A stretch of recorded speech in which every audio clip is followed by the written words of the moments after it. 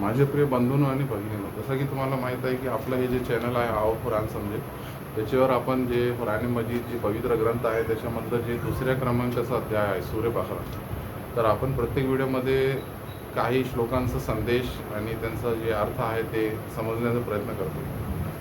आणि आपलं जे मागचं व्हिडिओ होतं त्याच्यामध्ये आपण सूर्य बकरा जे आहे त्याचं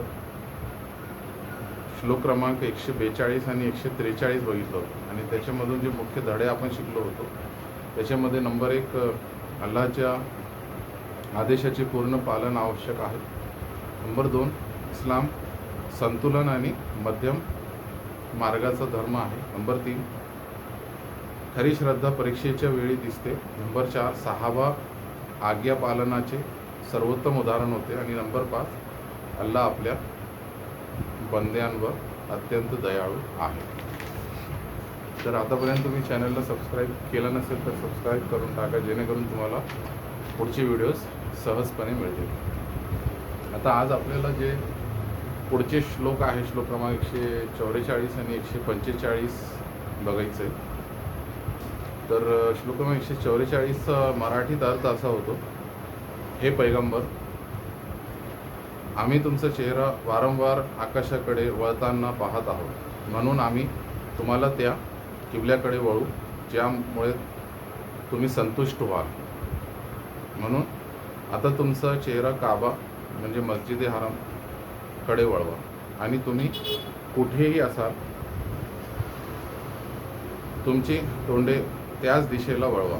आणि ज्यांना ग्रंथ देण्यात आला आहे ते निश्चितपणे जाणतात की हे त्यांच्या पालनकर्त्याकडून आलेले सत्य आहे आणि अल्लाह त्यांच्या कर्मापासून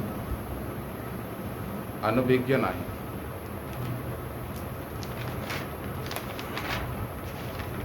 आता हे जे श्लोक क्रमांक 144 आहे त्याचं स्पष्टीकरण असं आहे. या श्लोकात किबला बदलण्याचा स्पष्ट आदेश देण्यात आला आहे. पैगंबर मोहम्मद सल्लल्लाहु अलैहि वसल्लम यांना किबला म्हणून काबा असावा अशी इच्छा होती, कारण तो इब्राहिम अलैहिस्सलाम यांची महान आठवण होती. अल्लाने नंबर 1 आपल्या पैगंबरांची इच्छा स्वीकारली. नंबर 2, काबाला कायमस्वरूपी किबला घोषित केलं. आता या श्लोकाशी निगडीत जे हदीस आहे, पैगंबर मोहम्मद सल्लल्लाहु अलैहि वसल्लम यांनी मदिनेत हिजरत केल्यानंतर सुमारे 16 ते 17 महिने जे बैतुल मक़दस आहे किंवा मस्जिद अक्सा आहे त्या मशिदीकडे तोंड करून नमाज अदा केली. त्यानंतर अल्लाहने काबाकडे तोंड करण्याचा आदेश दिला. आता सहाब्यांचे उदाहरण, जेव्हा आदेश आलं तर नंबर 1, सहाब्यांनी त्वरित दिशा बदलली. नंबर 2, कोणतीही चर्चा केली नाही. आणि नंबर 3, पूर्ण आज्ञा पालन दाखवले. आजच्या जगाशी संबंध ही आयत किंवा हा श्लोक आपल्याला शिकवतो. नंबर 1, अल्लाह आपल्या बंद्यांच्या प्रामाणिक प्रार्थना ऐकतो. नंबर 2, अल्लाहच्या आदेशाचे त्वरित पालन करावे. आणि नंबर 3, यश आज्ञा पालनात आहे.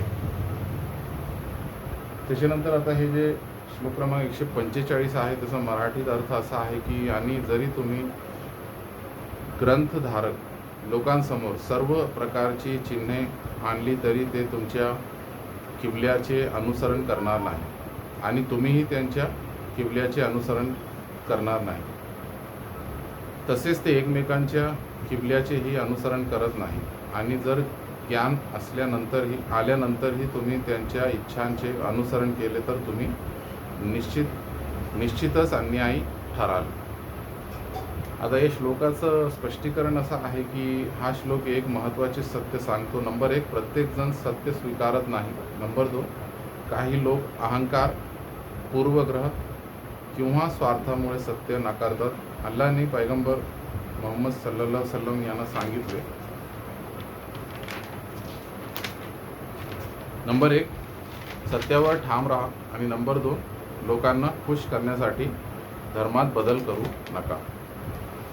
तर या श्लोकाशी निगडीत जे हदीस आहे की पैगंबर मोहम्मद म्हणाले, निर्मात्याची अवज्ञा करून कोणत्याही निर्मितीची आज्ञा पाळता येत नाही.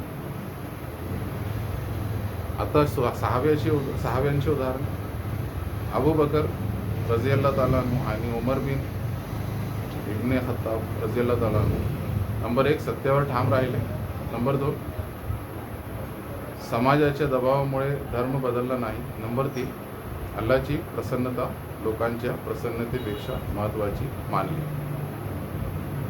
आता आजच्या जगाशी संबंध जर बघितला आपण तर आज अनेक लोक नंबर 1 समाजाच्या दबावामुळे धार्मिक मूल्ये सोडतात. नंबर 2 लोकप्रियतेसाठी तत्वांशी तडजोड करतात. आणि नंबर 3 सत्याऐवजी लोकांच्या मतांचे अनुसरण करतात. हा श्लोक शिकवतो नंबर 1 सत्यावर ठाम राहा. नंबर 2 लोकांना खुश करण्यासाठी धर्माशी तडजोड करू नका. आणि नंबर 3 सर्वांना खुश करणे सर्वांना खुश करणे अशक्य आहे, पण अल्लाहला खुश करणे आवश्यक आहे. आता हे जे 2 श्लोक आहेत त्याच्यामधून जे मुख्य धडे आपण शिकलो त्याच्यामध्ये नंबर 1 अल्लाह आपल्या बंद्यांच्या प्रामाणिक इच्छा आणि प्रार्थना जाणतो. नंबर 2 काबा अल्लाहच्या आदेशाने कायमस्वरूपी किबला बनला. नंबर 3 खरा मोमीन अल्लाहच्या आदेशाचे त्वरित पालन करतो. नंबर 4 स्पष्ट पुरावे असूनही सर्वजण सत्य स्वीकारत नाही. नंबर 5 लोकांना संतुष्ट करण्यासाठी धर्माशी तडजोड करू नये. आणि नंबर 6 अल्लाहच्या मार्गदर्शनाचे पालन लोकमतापेक्षा अधिक महत्त्वाचे आहे. तर ही काही गोष्टी होते जे या 2 श्लोकांमध्ये सांगितलेले आहे. आता पुढचे जे श्लोक आहेत त्यांचा अर्थ आणि संदेश आपण पुढच्या व्हिडिओमध्ये समजू. आज आपण इथे थांबू.